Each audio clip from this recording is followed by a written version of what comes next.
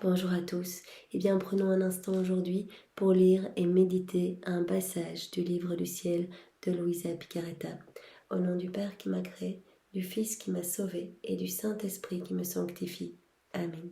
Jésus, je me plonge en toi, dans ta divine volonté. Je m'unis à toi, je m'identifie à toi, je me consume en toi, je fonds ma volonté dans la tienne et je te supplie, Seigneur, de venir vivre dans mon cœur. Viens me marquer complètement du sceau de ton divin fiat.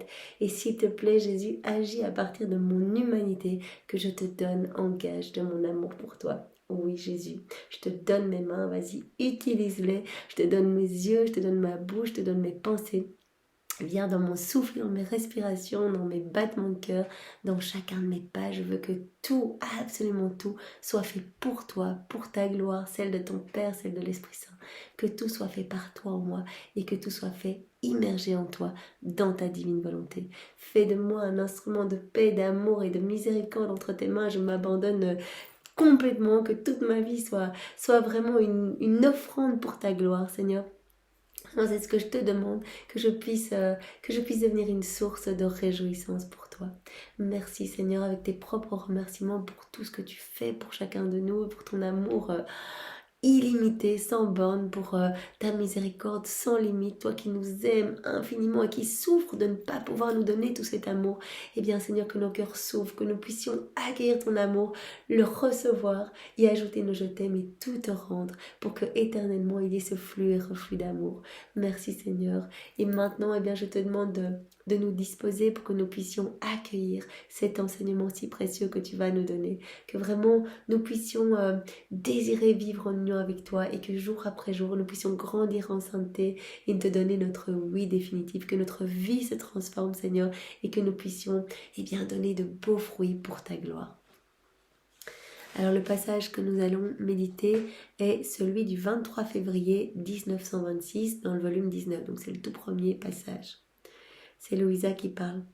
Jésus, mon amour et ma vie, viens en aide à ma faiblesse et à ma répugnance à écrire. Louisa, comme nous le savons, elle a été jusqu'en première primaire, elle a horreur d'écrire. Donc avant de commencer chaque volume, elle demande de l'aide à Jésus. Mieux encore, que ta propre volonté vienne écrire, afin que je ne puisse rien mettre qui vienne de moi, mais uniquement tout ce que tu veux que j'écrive. Et toi, ma maman et céleste mère de la divine volonté, viens guider ma main lorsque j'écris. Prête-moi les mots, facilite pour moi les concepts que Jésus met en mon esprit, afin que je puisse dignement écrire sur la très sainte volonté et satisfaire ainsi mon doux Jésus. Donc, elle demande de l'aide à Jésus et à Marie pour qu'elle ne quitte jamais la divine volonté et qu'elle ne mette rien qui vienne d'elle-même. Donc, nous pouvons aussi, nous, dans notre petite vie du quotidien, appeler Jésus, appeler Marie pour qu'ils viennent agir en nous, que ce soit eux qui fassent les choses, nos petites actions du quotidien et que vraiment notre vie puisse être illuminée par leur présence, que vraiment nos pas puissent amener plus de lumière ici-bas dans ce monde et que nous puissions devenir de vrais échos de la Trinité, des extensions de l'humanité de Jésus. Je me demande, pourquoi mon cher Jésus m'appelle-t-il souvent la petite nouvelle-née de sa très sainte volonté? Et c'est vrai que nous avons vu dans tous les volumes, Jésus appelle Louisa sa petite nouvelle-née de la divine volonté. Elle se demande pourquoi. C'est peut-être parce que je suis encore mauvaise et que je n'ai pas encore franchi un pas dans sa volonté qu'il m'appelle sa nouvelle-née. Elle se dit, peut-être que c'est parce que j'en suis au tout début, alors comme un petit nouveau-né, au tout début, je suis peut-être encore mauvaise, j'ai peut-être pas encore franchi le pas pour rentrer complètement dans la divine volonté. Je pensais à cela lorsque mon adorable Jésus mit ses bras autour de mon cou et me pressant très fort contre son cœur, il me dit « Je ne veux rien refuser à la petite nouvelle-née de ma volonté. Tu veux savoir pourquoi je t'appelle ma petite nouvelle-née ?» Être nouvelle-née signifie que l'on est en train de naître. Et toi, tu dois renaître en chacun de tes actes dans ma volonté. Donc ça c'est très important. Pourquoi il l'appelle la nouvelle-née de la divine volonté?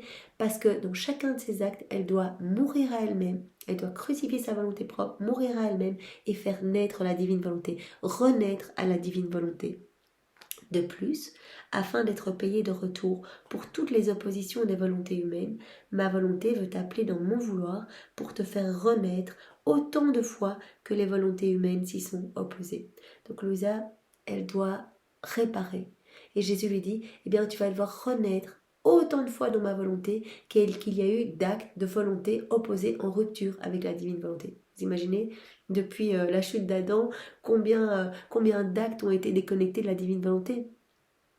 Louisa est la première, après la Vierge Marie, à vraiment se laisser remplir du fiat divin, se remplir de la divine volonté. Donc vous imaginez le nombre d'actes qu'il faut reconnecter. Et donc tu dois renaître autant de fois qu'il y a eu de volontés humaines qui se sont opposées à la divine volonté. Il est par conséquent nécessaire que tu sois toujours nouveau-né. Lorsque la créature est en train de naître, il est facile de la faire renaître autant de fois que l'on veut et de la préserver sans la croissance de la volonté humaine. Un petit bébé, il est tout pur, tout innocent. Jésus vraiment dit, mais regarde, c'est facile de préserver un petit bébé dans l'innocence en fait. Lorsque l'âme grandit, il devient plus difficile de la préserver sans la vie de sa propre volonté.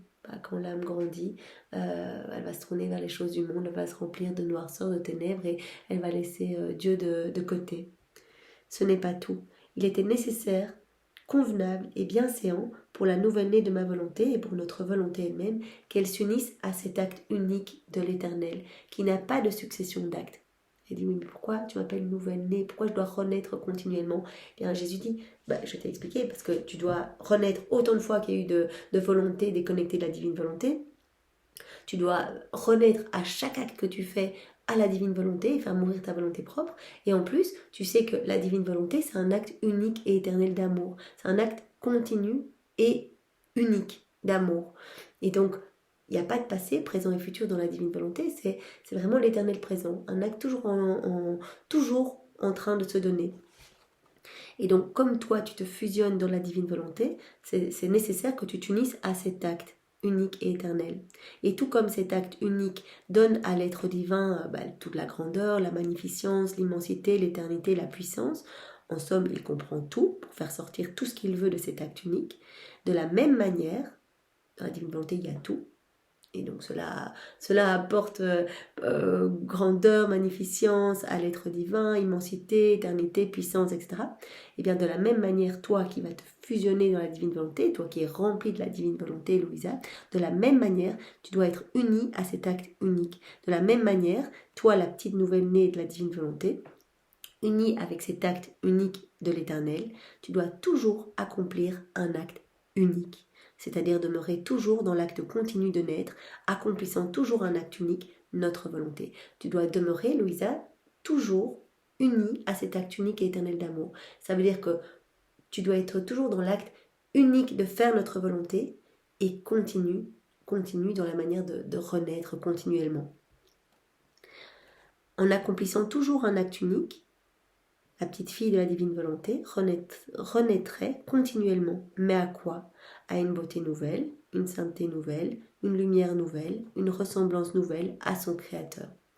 Donc à chaque naissance, à chaque acte qu'elle fait dans la divine volonté, c'est vraiment une nouvelle vie qui jaillit dans son cœur, une beauté nouvelle, une sainteté nouvelle, une lumière nouvelle, etc. Ça nous fait penser vraiment à la méditation que nous avons vue juste avant, la méditation avec Marie en ce mois de mai, où Marie, dès le départ, dès la seconde 1 de sa conception dans le sein de Sainte Anne, eh bien, elle était remplie des puissances de grâce, de sainteté, de beauté. Et donc, elle était remplie à ras-bord et tous les débordements de ces cadeaux, de ces grâces repartaient vers la Trinité pour être vraiment dans un flux et reflux d'amour. Mais à chaque instant, elle recevait de nouvelles beautés, de nouvelles grâces. Vraiment, elle recevait une lumière nouvelle, une ressemblance nouvelle à son Créateur, etc. Et donc, nous sommes appelés à notre petite mesure à vivre cela, à vraiment nous abandonner entre les mains de Jésus et à vivre dans sa divine volonté pour qu'à chaque acte, il prononce son fiat, un fiat créateur et que quelque chose se passe dans notre cœur, que nous recevions un peu plus de sa lumière, un peu plus de sa splendeur, un peu plus de sa beauté, à chaque fois, à chaque acte. Lorsque tu renais dans notre volonté, la divinité se voit payer de retour pour la création et sans revenir à elle les joies et le bonheur que la créature devait lui procurer. À chaque fois que Louisa fait un acte dans la divine volonté, à chaque fois c'est une nouvelle naissance dans la divine volonté et à chaque fois la Trinité ressent la joie qu'elle aurait dû recevoir si l'homme était resté vraiment à sa place pour laquelle il avait été créé, c'est-à-dire Adam, s'il était resté vraiment complètement imbibé de la divine volonté, chaque mouvement qu'il faisait amenait de la joie à son créateur, chaque regard, chaque pensée, chaque parole, tout ce qu'il faisait était vraiment dans ce cycle d'harmonie, d'amour avec son créateur. Et donc, Louisa, quand elle fait un acte dans la divine volonté, elle répare. Et donc, à chaque acte qu'elle fait, à chaque mort de sa volonté propre pour faire renaître la divine volonté, à chaque fois la Trinité ressent cette joie qui aurait dû lui être donnée initialement si l'homme n'avait pas quitté la divine volonté. En te serrant contre son sein divin, elle te remplit de joie et de grâce infinie et te manifeste davantage de connaissances sur notre volonté. En plus, à chaque fois qu'on se plonge dans la divine volonté, qu'on se fusionne dans la divine volonté, au plus on reçoit de lumière, au plus on reçoit d'amour, au plus on reçoit vraiment une conscience plus aiguisée, on voit l'amour de Dieu partout, on reçoit vraiment de plus en plus de cadeaux divins en fait. Et sans te donner le temps, elle te fait renaître à nouveau dans notre volonté.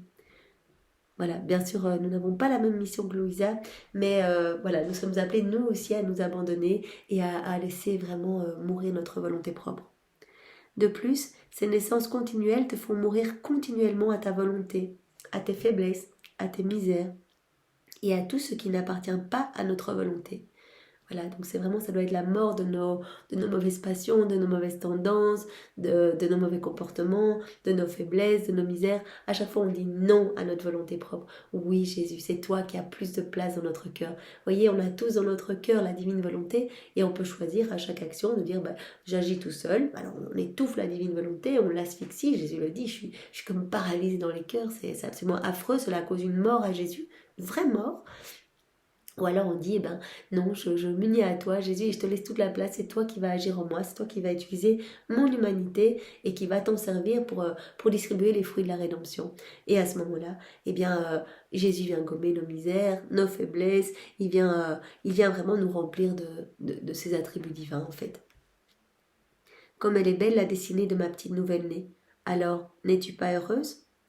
Vois-tu, moi aussi je suis née une seule fois, mais cette naissance me fait naître continuellement. Ça, nous le savons, voilà, tout ce que Jésus a fait lors de son passage sur la terre, et bien tout cela, c'est vraiment en acte suspendu et toujours en acte de se donner. Donc dès que nous nous unissons à Jésus, par exemple, nous mangeons dans la divine volonté, on va s'unir à l'action de manger de Jésus. Et donc, directement, tous les fruits attachés à cette action, Jésus, quand il mangeait, il ne faisait pas que s'alimenter, mais il nourrissait des âmes, il en sauvait, il en sanctifiait, donc il sauvait des milliers d'âmes à chaque fois qu'il mangeait. Et bien, quand nous allons nous unir, tous les fruits attachés à l'action de Jésus de manger, chaque fois qu'il mangeait, et bien tout cela va être distribué dans notre cœur, mais pas que, dans tous les cœurs de toutes les générations. Donc tout est en acte de se donner, et quand nous nous unissons à Jésus dans sa divine volonté, nous remettons en mouvement et les fruits peuvent être distribués. Et donc c'est pour ça qu'il y a tellement d'âmes sauvées, donc c'est absolument magnifique. Donc il dit, moi je suis né qu'une seule fois, mais cette naissance me fait naître continuellement. Je renais en chaque hostie consacrée. Par exemple, pour sa naissance, il est né une seule fois. Il dit, mais moi, je nais continuellement. Dans chaque hostie consacrée, je suis là. Je renais chaque fois que la créature revient à ma grâce. La première naissance m'a donné le terrain où renaître toujours. C'est le fait des œuvres divines. Donc, ce qu'il a fait une fois, bien c'est éternel. C'est éternel et continu. Et c'est pour ça que quand on vit dans la divine volonté, qu'on agit en union avec Jésus, eh bien, nos actes ne sont plus humains, mais ils deviennent divins, éternels, ils deviennent continus. On va les retrouver lorsque on viendra après notre mort retrouver Jésus. Eh bien, il nous montrera tous ces soleils qui auront été créés par les actes faits en union avec lui. Ces soleils qui resteront pour l'éternité, parce que cela ne s'arrête pas. Ce que l'on fait, c'est Jésus qui le fait en nous et c'est éternel. C'est le fait des œuvres divines. Lorsqu'elles sont faites une fois, leur acte continu demeure sans jamais se terminer. Il en sera ainsi avec la petite nouvelle-née de ma volonté, et nous, à notre petite mesure, eh bien, à chaque fois qu'on va faire un acte, ce sera également éternel. Né une fois, l'acte de sa naissance continuelle demeurera.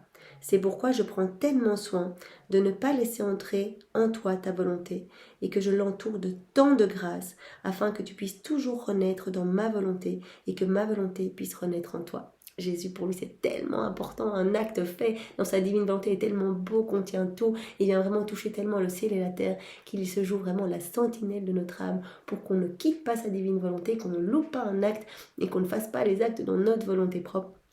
Et donc il dit, je veux vraiment que tu puisses renaître continuellement dans ma volonté, faire mourir ta volonté propre et que ma volonté puisse continuellement naître en toi, que ma vie divine puisse croître en toi et que ma divine volonté puisse être opérante et agissante à chaque instant dans ta vie pour que vraiment la Trinité puisse être dans cette joie divine. Eh bien Seigneur, nous nous offrons à toi, fais de nous ce qui te plaira, que ta volonté soit faite, nous t'aimons, nous t'adorons, nous te louons, nous te bénissons au nom de tous. Merci Jésus pour tous ces merveilleux enseignements, nous t'aimons. Au nom du Père et du Fils et du Saint-Esprit. Amen. Soyez tous bénis. Au revoir.